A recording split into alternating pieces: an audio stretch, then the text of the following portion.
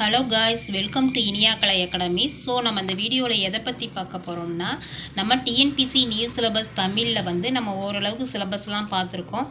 இப்போ வந்து நம்ம ஒரு தமிழ் தகுதி தேர்வு பார்ப்போம். வாங்க, மாதிரி தேர்வு மாதிரி பார்ப்போம். இது லாஸ்ட்டு குரூப் 4 நடந்த கொஸ்டின் பேப்பர்.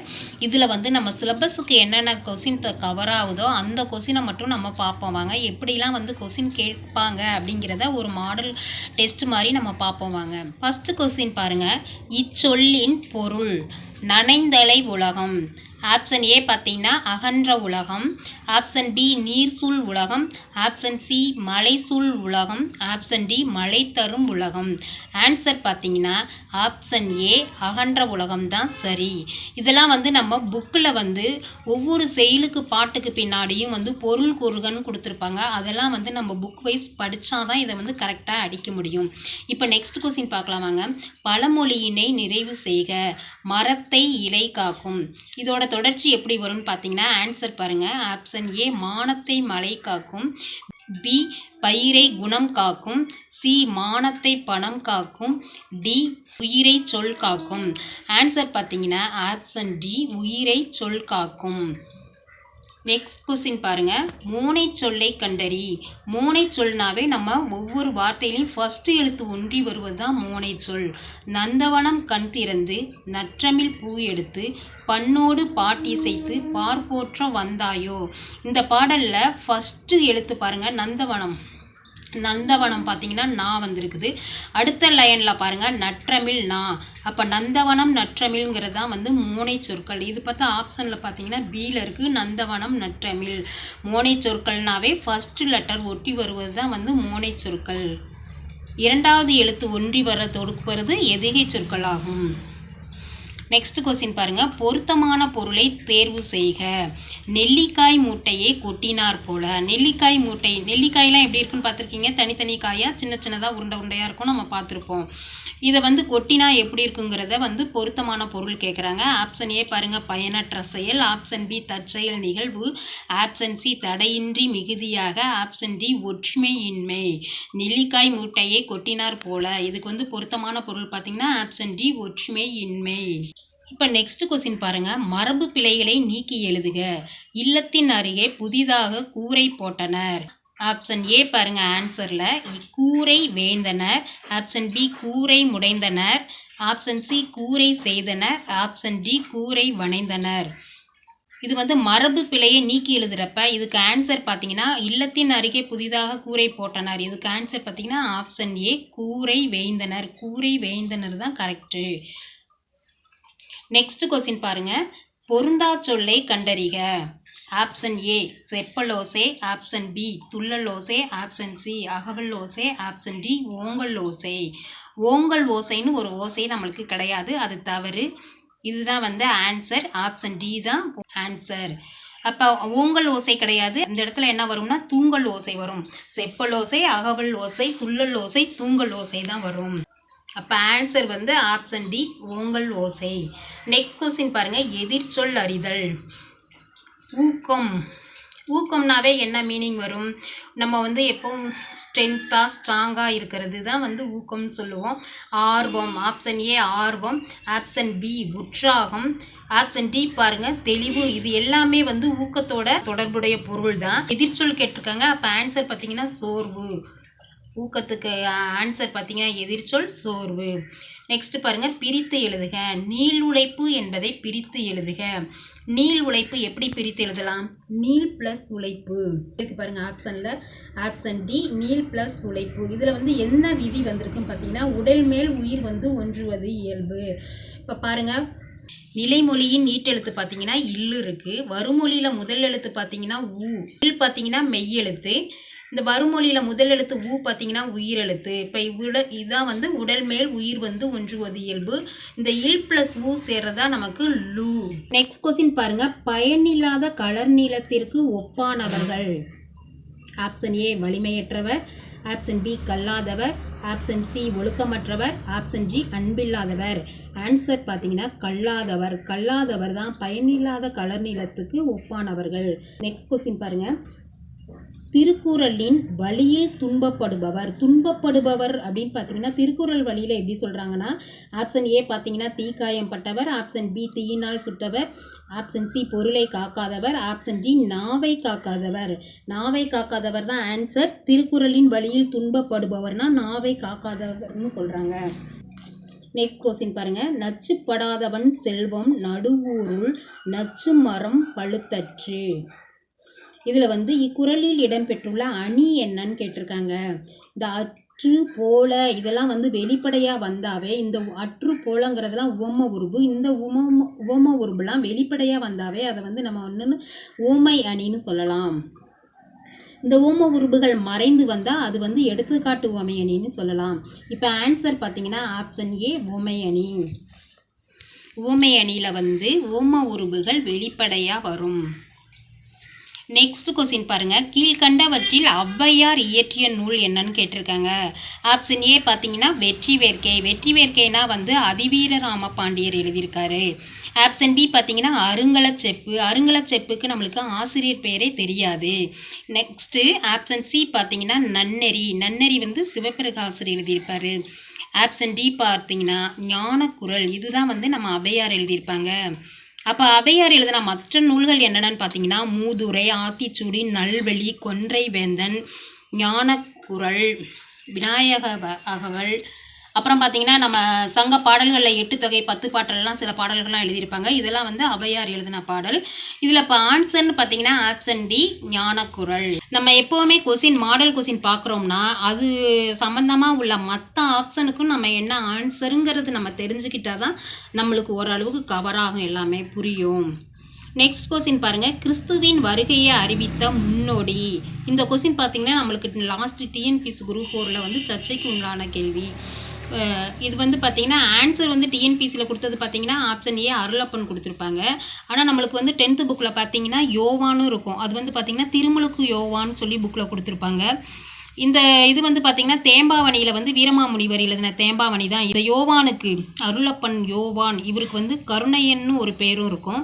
இப்போ ஆன்சர் என்னன்னு பார்த்தீங்கன்னா ஏ அருளப்பன், பி யோவான், ரெண்டுமே ஆன்சர் தான். நெக்ஸ்ட் கொஸ்டின் பாருங்கள். தேம்பாவணியின் பாட்டுடை தலைவன் யார்? தேம்பாவணி வந்து நம்ம வீரமாமுனிவர் எழுதினது தான். வீரமாமுனிவர்னாவே அவருக்கு அடையாளம் உள்ள நூல் எதுன்னு பார்த்தீங்கன்னாவே தேம்பாவணி தான். வீரமாமுனிவரோட இயற்பெயர் என்னான்னு பார்த்தீங்கன்னா கான்ஸ்டாண்டின் நோபல் பெசிக்கி. இவரோட தமிழ் மேல் கொன்ற பற்றினால இவர் பெயரை வந்து தைரிய முனிவர்னு மாற்றிக்கிட்டாரு. அதுக்கப்புறம் வீரமாமுனிவர்னு இவர் பேர் சொல்லுவாங்க. பாட்டுடை தலைவர், தேம்பாவணியின் பாட்டுடை தலைவர்னு பார்த்தீங்கன்னா ஆப்ஷன் டி வளன் தான் சரி. இவர் வந்து கிறிஸ்துவின் வளர்ப்பு தந்தை ஆவார். இவரை வந்து சூசையப்பர்னு சொல்லுவாங்க. நெக்ஸ்ட் கொஸ்டின் பாருங்க. புலமை பெருங்கடல் என அழைக்கப்பட்டவர் யார்? புலமை பெருங்கடல் அப்படின்னாவே ஊவே சாமிநாதரை தான் சொல்லுவோம். ஆப்ஷன் டி பார்த்தீங்கன்னா மு வரதராசனார், ஆப்ஷன் சி பார்த்தீங்கன்னா வா சுப மாணிக்கனார், ஆப்ஷன் டி தேப்போ மீனாட்சி சுந்தரனார். இந்த தேப்போ மீனாட்சி சுந்தரனார் பார்த்தீங்கன்னா புலமை கதிர சொல்லுவாங்க. புலமை பெருங்கடல்னா ஊவே சாமிநாதர். நெக்ஸ்ட் கொஸ்டின் பாருங்க. குந்தி தின்றால் குன்றும் கரையும் என பழமொழி உணர்த்தும் பொருளை எழுது. ஆப்ஷன் ஏ பாருங்க பயனற்ற சொல், ஆப்ஷன் பி உழைக்காதவன் செல்வம் அழியும், ஆப்ஷன் சி எளிதில் மனதில் பதித்தல், ஆப்ஷன் டி தற்செயல் நிகழ்வு. இப்போ ஆன்சர் பார்த்தீங்கன்னா உழைக்காதவன் செல்வம் அழியும். இதுதான் ஆன்சர். ஆப்ஷன் பி தான் ஆன்சர். நெக்ஸ்ட் கொஸ்டின் பாருங்க. அகர வரிசைப்படுத்துக. இதில் வந்து இசைக்கருவிகளின் பெயர்களை அகர வரிசைப்படுத்துகன்னு சொல்லியிருக்காங்க. அடகம், தவில், கணப்பறை, உடுக்கை, நாகசுரம், குடி.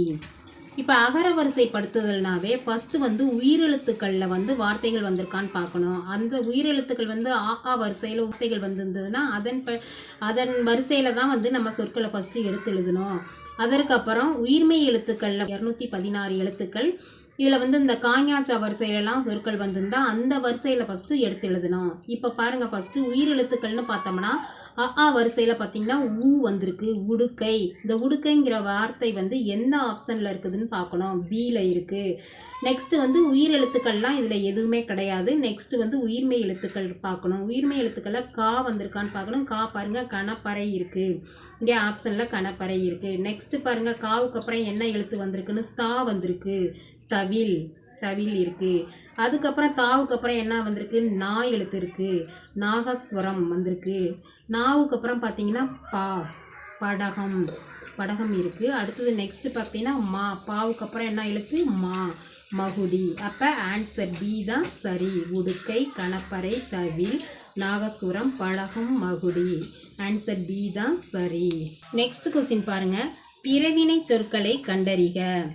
ஆப்ஷன் ஏ பார்த்தீங்கன்னா நனைந்தான், படித்தான்.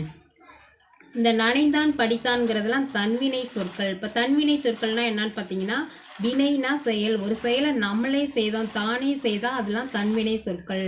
ஒரு செயலை அடுத்தவங்களை பிறரை செய்ய வைத்தால் அது பிறவினை சொற்கள்.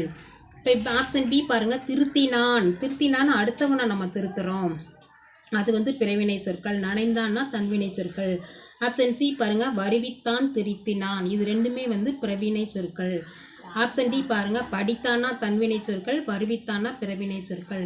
அப்போ பிறவினை சொற்கள்னா ஆப்ஷன் சி, வருவித்தான், திருத்தினான், இதுதான் ஆன்சர். நெக்ஸ்ட் கொஸ்டின் பாருங்கள்.